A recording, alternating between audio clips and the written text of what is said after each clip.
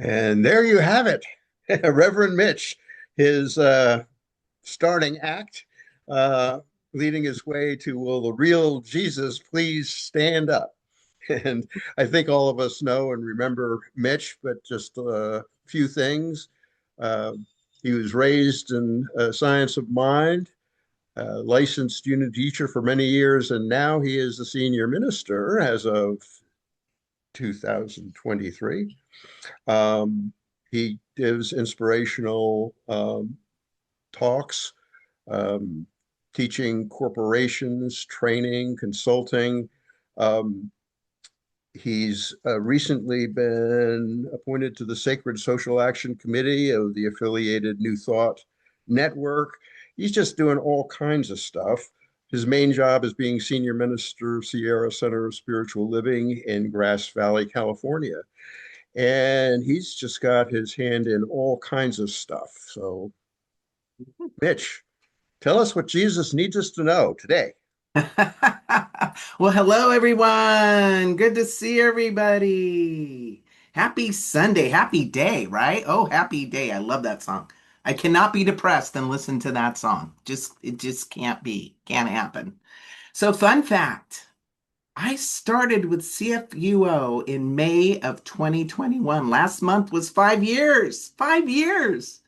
And I had more hair when I started. That's all I want to say about that. Okay. Ministry has taken a toll.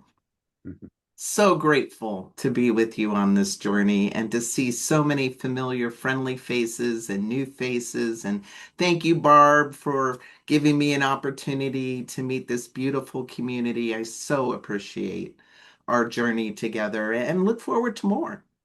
Absolutely look forward to more. So I thought we'd take a closer look at Jesus today, or Yeshua, as he's also known. He's such a central figure in Western culture, and his name's being brought up a lot in different circles. And we have all kinds of ways that we refer to Jesus. Jesus has made it into Western culture. Anybody ever say we've got to have a come to Jesus? Yeah, we all know what that means. It's getting real. Or WWJD, what would Jesus do? Right? What would Jesus do? Or the ever fond or not so kosher expletive, Jesus Christ! I never use that one. Never. Well, maybe if I stub my toe, I might use it. And we have holidays fashioned around Jesus, his birth, his death. But do we really know who Jesus is or was? There's perhaps no name that's spoken more than Jesus. Maybe Muhammad. I don't know. They're probably 50-50. But if you ask 10 people who Jesus is, you'll probably get 10 slightly different responses. For some, Jesus is a revolutionary, a savior, a mystic, a teacher, God incarnate. And for others, Jesus is a myth, a symbol of oppression and judgment, or the only way to salvation, or yet for others, a complete mystery. And so I thought, why don't we do a talk? And I thought I'd call it, Will the Real Jesus Please Stand Up? And so here's the invitation. If your version of Jesus is triggering or intimidating, this is an opportunity to get a new version, one that serves you. And maybe you have an old version of Jesus you want to update, upgrade, redo in some way. And the whole point of today's talk is to pick a Jesus that inspires you, that is empowering, that is affirming and loving. Jaroslav Pelikan, he wrote, Jesus through the centuries, says each age has found the image of Jesus it needed or the image it deserved. So he noticed that this take on Jesus over time shifted. And what Pelkin is saying, we change, and the Jesus we are drawn to reveals something about who we are and who we're becoming. So you might ask, well, why do I need an understanding of Jesus? Well, part of our journey here with CFUO FUO and in many metaphysical or interfaith communities, we study all the great teachers, Buddha, Lao Tzu, I could go on. And yet, what if there's more spiritual food by taking a deep dive on Jesus beyond whatever version you were given, and get one that heals and inspires you? Because there are deeper layers to explore. Jesus was much more than someone who did party tricks and turned water into wine, although I'd really love to learn that one. Save money, right? Or raise people from the dead. And so we're going to explore three doorways or three versions of Jesus today. The first one is the historical Jesus, who he was as a historical figure, the Christian theological Jesus, and then the metaphysical Christ. And our guide is going to be the ex-evangelical Christian minister, Rob Bell. Who's heard of Rob Bell? Any Rob Bell fans? Yeah, he wrote the book Everything is Spiritual, which was part of my ministerial curriculum. It's a brilliant book. The writing is poetic, and talk about transformation and being on your walk in an authentic way. Walk in your talk. Rob Bell is a great example of this. See, Rob grew up in a conservative Christian home in Michigan. He attended Wheaton College and Fuller Theological Seminary. In 2001, at the age of 31, he founded Mars Hill Bible Church. And within 3 years, he had over 10,000 members. Can you imagine that at 31? Preaching to arenas. He was the new golden boy of the evangelical Christian movement. He was on top of the world, brilliant, creative, culturally fluent, completely at home in the world of the Christian theological Jesus. And then something began to shift. Not crisis, not scandal, something quieter and much more dangerous. He started to have questions. Questions that the Jesus he had been given, he could no longer answer. He couldn't reconcile what he had learned about Jesus in the evangelical movement and what he sensed was in conflict with that.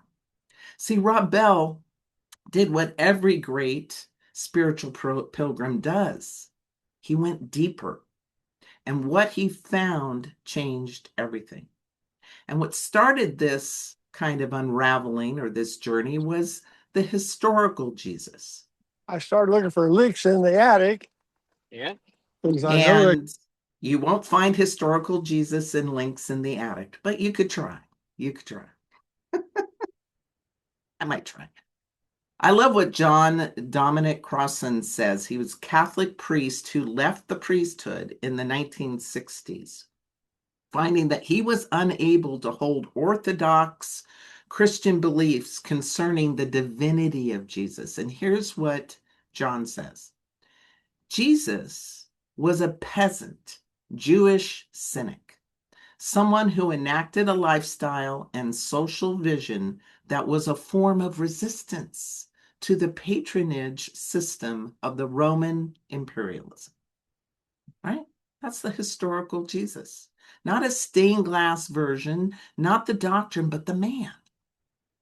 The first century Jewish peasant born into Roman occupied Palestine, living under one of history's most brutal imperial systems. N.T. Wright, who is a research professor and bishop, says Jesus saw himself as one through whom Israel's God was at last doing what he'd always promised, bringing justice, liberation, and renewal to the world. The world, everybody, not just somebody's, everybody. Marcus Borg, a scholar and theologian, goes on to say a spirit person, that's who Jesus was, a spirit person, a healer, a wisdom teacher, and a social prophet who challenged the domination system of his day, right? Very radical being. See, this Jesus was disruptive. He ate with prostitutes and tax collectors. And tax collectors at that time, they were shady characters. They were always getting a little extra from their tax collections, right? And lining their pockets. They weren't very truthful people. He touched lepers. Did you know it was illegal to touch lepers? He touched them. And heaven forbid, he actually talked to women, like women at like the well, the whole scene at the well, telling the woman, look, if you drink of these waters, the thinking of the world, you'll thirst again. But if you drink of my waters, right, my teaching, right, going to source, going to the Father, going to this higher power to get your needs met, you'll never thirst again. Complete heresy. Right? And he turned over those tables in the marketplace. Anybody remember that story? They were doing commerce on what day? It was God's day. And they were out there doing the market, getting the money.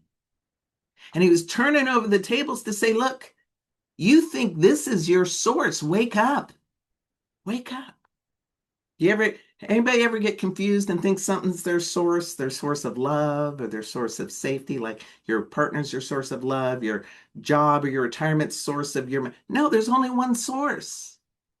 And sometimes we need our tables turned up. So I love that about Jesus. Jesus also said something that was really dangerous to say in those times. He said, the last shall be first. See, this is not just hyperbole or some polite sermon. It's a direct attack on every social hierarchy ever constructed. That the seeming lowest of society could be first. Radical beliefs. So Bell begins to see this Jesus. And he, early on in his ministry, he developed something called Pneuma Films, Nooma films. And he took people in these films back to the first century world that Jesus lived in and what it actually meant when he said and did certain things, to just so people could really see how progressive and radical Jesus was in his time and what it actually cost Jesus to walk around in the world like this. And something in Rob woke up. Rob says in his book called Velvet Elvis, I want that book, Velvet Elvis, he says, what if Jesus meant it when he said, you will do greater things than these? What if he actually believed that? See, that was a dangerous question. That opened up a little something that you can do these things. Not you can do these things if you turn your life over to Jesus. You can do these things. I love what Dr. Marco Iacoboni of UCLA studied. And he says witnessing someone embody a value we believe in but was told is impossible or taboo, it creates new neural pathways. See, Jesus was changing brains when he said this. He was lighting us up in new ways. The historical Jesus didn't just preach transformation, he demonstrated it through his radical behavior, encouraging others to do the same. Wake up. Walk this way. Think this way. Remember who you are. And when Bell encountered the historical Jesus, not in some Sunday school, he actually encountered historical Jesus through the work of Borg and Crossman, two of the most world-renowned historical Jesus scholars. Something shifted in Bell. He stopped seeing Jesus as distant, but he saw him as human, as flesh and blood. And that gave Rob Bell permission to believe that maybe transformation was possible for him. And this was a crucial part of Rob's journey and evolution. Maybe I can start to do these things. And that opened up another crack in his belief system. So let's walk through doorway number 2, the Christian theological Jesus. See, Jesus was shaped by 2,000 years of theology, 2,000 years of people talking about Jesus. And from that, we got the Jesus of salvation, we got the Jesus of redemption, and we got the Jesus of atonement. Karl Barth, a Swiss Reformed theologian, says, in Jesus Christ, God did not remain distant from human misery. God entered it, bore it, and overcame it. In other words, he's saying Jesus was a demonstration, living, breathing, human demonstration of the Spirit, the power of the Spirit. You ever witness somebody with privilege and power take risks to help others, to be a way shower? Yeah. Sometimes we give a hand up, and that's inspiring. And that's kind of what Jesus was doing. See, Jesus answers the cry of every human utters at some point. At some point, we're probably going to utter something like, I'm not enough. Anybody ever do the I'm not enough? I have. Yeah. Or I failed. Or I can't fix this. Right? When we come to the end of our human capacity to change a situation, that's when we reach for something else. God, Spirit, Jesus, the divine.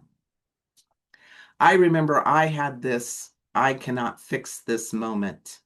I was in college. It was my senior year, and I was getting ready to graduate. And I had a plan.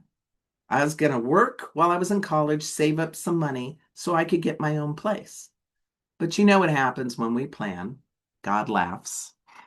And I didn't think it was very funny. But what happened was I was looking for a job. It was towards the end of my senior year, and I got sick. I got really sick. I had mono, non-AB hepatitis, and strep throat. I dropped 25 pounds. I was just struggling to graduate. Sometimes I had to leave 30 minutes early to walk to a class that was 10 minutes away. And I didn't know what I was going to do. I had visions of me living in my car. So one night, I had to come to Jesus with Jesus. A prayer. I pulled Jesus into the room in my head and I started letting Jesus have it.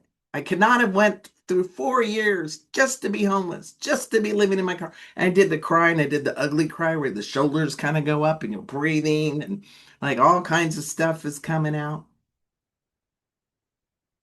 And then at the end of that prayer, and I don't know how long it went, felt like an hour, I don't know. But all of a sudden, I became still. And I felt a warm golden shower of well-being come over me. And I only knew one thing. It was going to be okay. And little do you know, I got a miracle. And I'll tell you more about it later. So the Christian theological Jesus can liberate, but only if the teaching is relatable, right? Not if the teaching is you're inherently broken, you've got to give your power over to something outside of you, your job is to remain dependent and beseeching. It may soothe and inspire and help you begin again. However, it's not something that's going to inspire you to rise and use your inner power. It's something that keeps you on your knees. And Rob was beginning to wake up to this idea. Richard Rohr, any Richard Rohr fans? Love Richard Rohr. Richard Rohr says, we made Jesus into a cosmic Superman who does for us what we cannot do for ourselves. And in the process, we lost the Jesus who said, follow me. Jesus didn't say worship me. Jesus didn't say turn your life over to me. Jesus said follow me. Do what I do. So remember that permission to transform that Rob Bell learned from the historical Jesus? Well, for Bell, something started to crack inside his framework. not the grace, not the love. The crack was this exclusivity. See, that this love of Jesus was only available to those who did the right prayer, who held the right doctrine, who belonged to the right tradition. And he was feeling some cognitive dissonance now. Rob Bell says in his book, Love Wins, has God created billions of people over thousands of years only to condemn them to tormented existence with no chance of anything better? I refuse to believe that. This does not compute. Right? Waking up. The evangelical world erupted when Rob made this claim. He was called a heretic, a universalist. He was excommunicated from mainstream evangelicalism. He left Mars Hill. Imagine that, 10,000 people left a wildly successful church. And then something remarkable happened.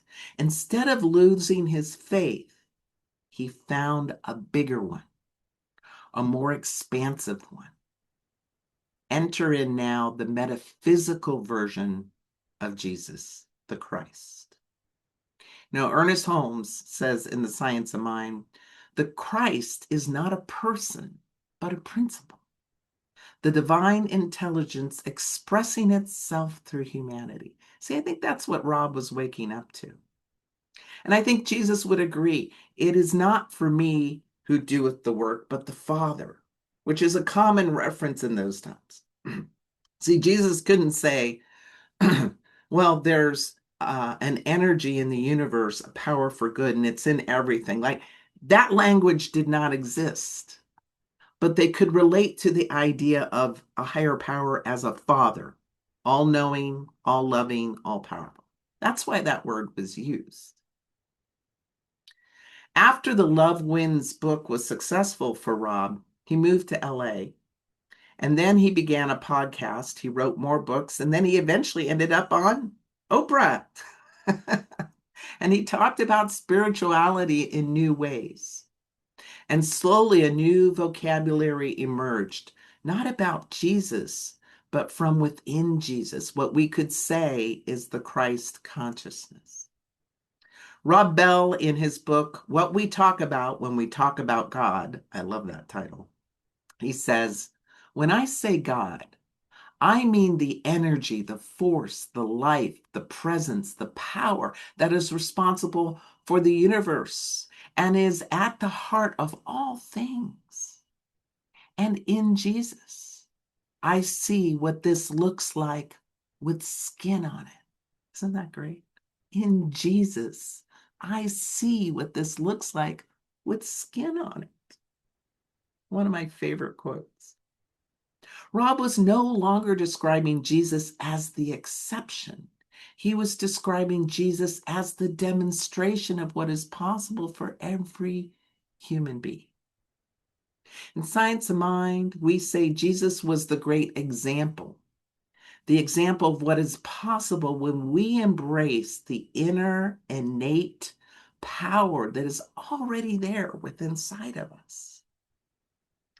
Fun fact, Jesus was not the only one raising the dead at that time. There was a man born same time as Jesus. His name was Apollonius of Tyana. He raised the dead, and he appeared after his own death, much like Jesus.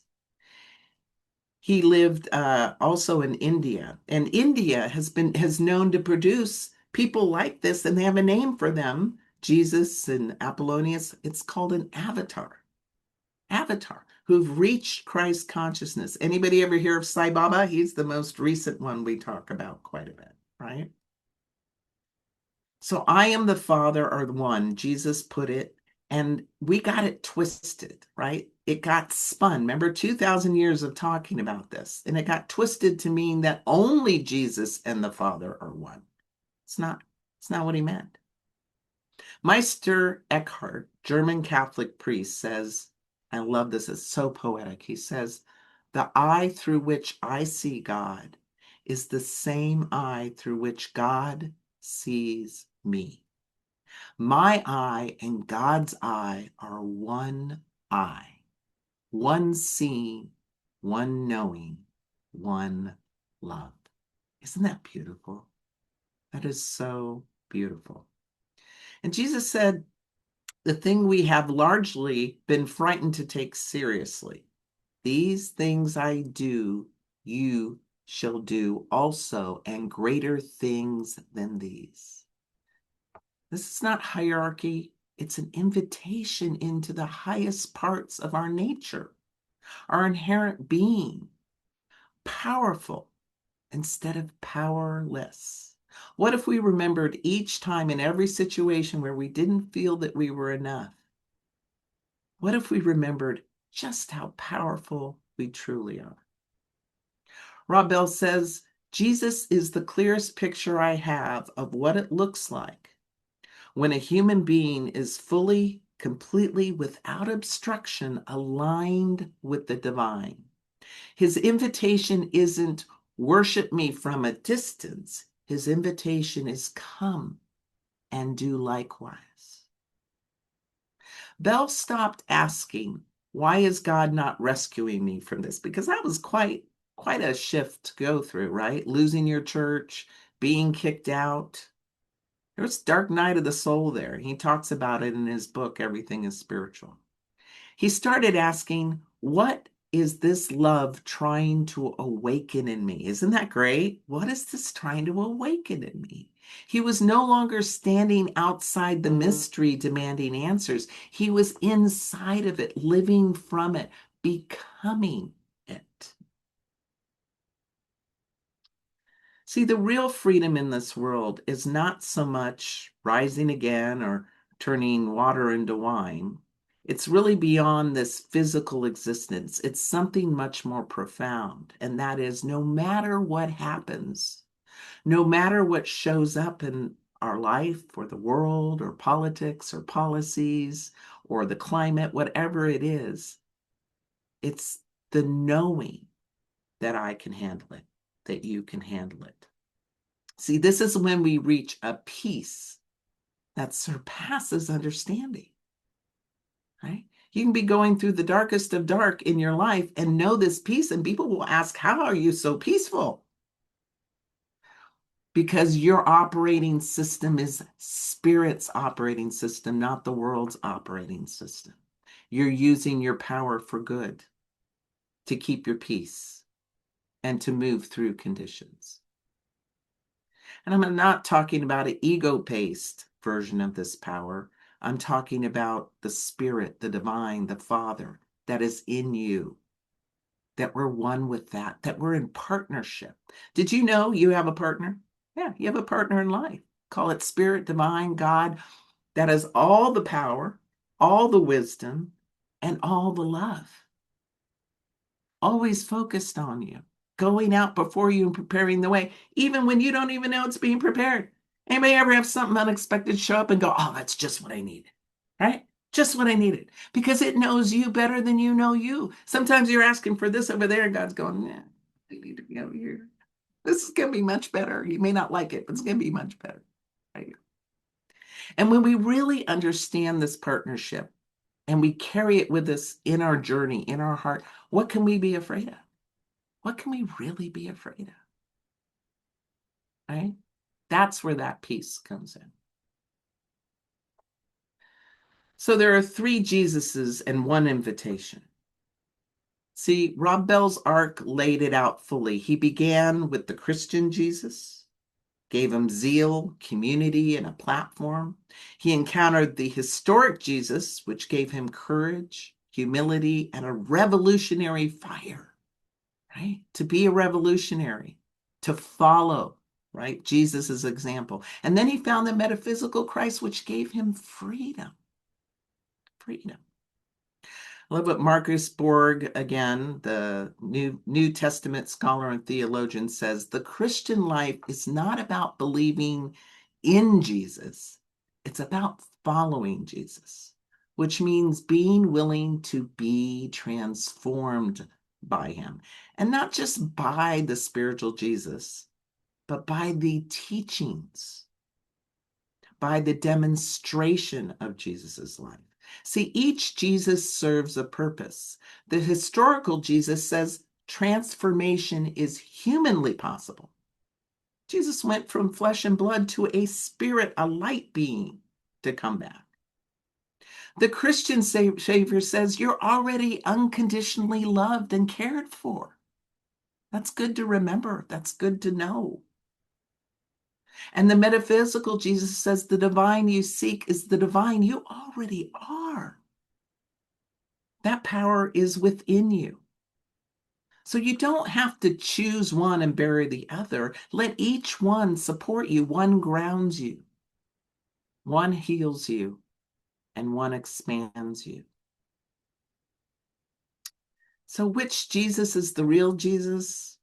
Maybe that's not the right question. Maybe the right question is, which Jesus opens your heart? Which Jesus expands your capacity for love? God, Jesus showed so much love, washing the feet of disciples and peasants and touching lepers. Which Jesus calls you into the truest, fullest, most alive version of yourself, right? To pray, to use the power of the mind. You know, I want to call up Rob Bell right now and have him share a few of his words about Jesus and his transformation.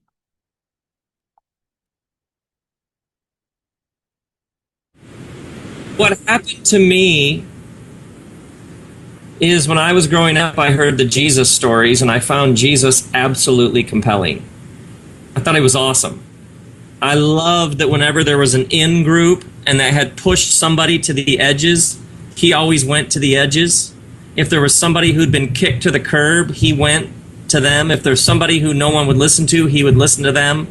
I love that whenever somebody had a very strict set of rules about who's in and who's out, he always challenged those categories of in and outness. You know what I mean? So I believed. I believe. I find him utterly compelling in the mysterious resurrected Christ who appears time and time again to people. It's just fantastic. For me, it is the insistence that I'm loved, that there is a death and rebirth mystery hidden in the very fabric of creation. So you don't hear me use the word Christianity because I didn't come in through some, which religion are you going to pick door. You know what I mean? I came in through a very deep, heartfelt experience that resonated with what I knew about the world. And this path orients me, it grounds me, it fills me with more joy, it makes me more likely to do the right thing. You've just probably never heard me do something on Christianity because I don't even know what that means. You know what I mean? Like rules? Like a list of doctrines? What? I'm into what Jesus talked about was your very real fullness of experience of this world right here, right now. And that's what I find interesting. Isn't that great? He does the whole video in just like this plain t-shirt.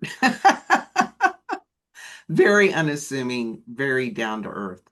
So you want to know what that miracle was? Anybody want to know about the miracle that I received? Yeah. Well, it showed up shortly after I had my come to Jesus. It was interesting. After that night, I couldn't be upset anymore. I couldn't even worry. And I was almost giddy. Like, I know I have this problem. I have nowhere to go, but I know it's going to be fine. Like, this is my left hand. This is my right hand. And it's going to be fine. Like, I couldn't fear cast. I couldn't awfulize. I just didn't have it in my system. It was very interesting. So back then in college, we went to the real mailbox every day, the one with the little window. And I looked in the window and I saw a familiar brown envelope. And so I opened it up and I pulled out the envelope and it had a window in the envelope, and I saw a little hatch. And I thought, oh, that looks like a check in there. So I open it up. It's from the VA and it was $987. That was the same amount they paid me back in December. It was a mistaken double payment. an answer to a prayer, just enough for first month's rent, last month's rent, and to turn on PG&E. Now they caught me, and I paid them back every penny, but I knew what that was. It was my miracle. It was my, it's gonna be okay. So here's the deal. Maybe you still have a little reactive feeling to Jesus, get a little triggered by the word. I want you to remember this. Jesus is innocent.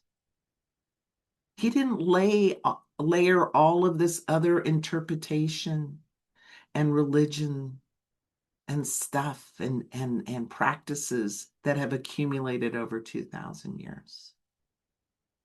And just like we don't want to be judged, juried, or trialed, maybe we shouldn't do that to Jesus either. Thank you so much. Blessed be. Blessed be. Thank you. Thank you, Mitch. Let's take this to meditation. Susan? Yeah, if you're comfortable, sit straight in your chair, feet on the ground. Close your eyes if that's all right with you. And take a few slow, deep breaths in and out, and in and fully out, fully in, fully out, fully in, fully out. Feel the muscles in your body all relaxing, starting at the top of your head and your neck. Release your shoulders. Your arms hang gently and quietly at your side. Your back is straight and relaxed. You let your tummy sag. Your thighs loosen. Your calves ease gently, become long and smooth. Feel the last bit of tension flowing out through your feet, through your toes, being gone.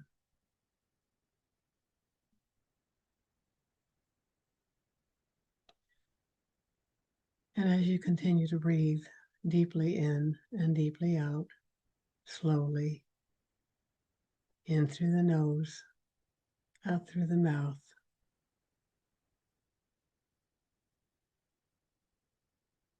you become emotionally, physically, spiritually centered. This is the place that you will most easily find Jesus, the Christ Spirit that resides in all of us. It constantly, faithfully points us the right way. All we have to do is relax, open our ears, open our hearts, and listen. The voice we've come to know as Jesus is the Christ Spirit speaking to us, as us, and through us. As we become more and more comfortable with who this is, who we are at depth, it is easier and easier to bring that forth to walk the walk that Jesus inspired, to radiate love, to embrace one another, to be truly in integrity with who we are and the teachings of Jesus. Let us sit quietly with that in our hearts and minds for just a minute or so.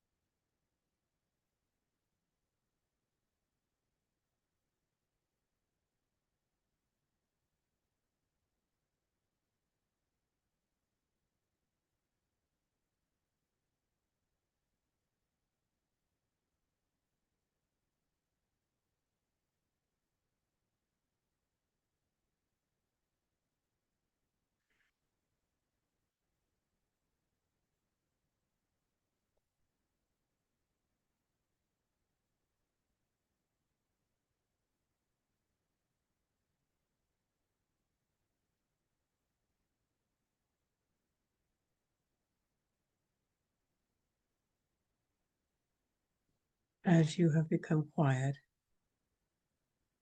fully centered in integrity, perhaps something has occurred to you that is yours to do, following the way that our way shower, Jesus, has pointed. If something has come to you, hold that thought dear beyond this meditation, beyond this service, and find a way to bring that forth into the world, to walk the walk.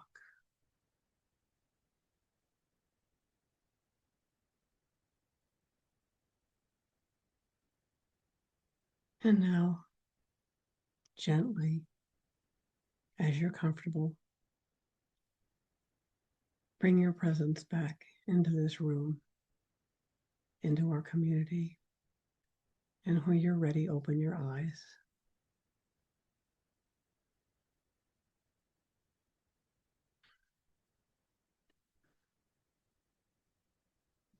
One last relaxing sigh. Thank you, Susan. Feeling a little too relaxed to appropriately give the thank you that Mitch deserves. Thank you, Mitch. That was absolutely wonderful.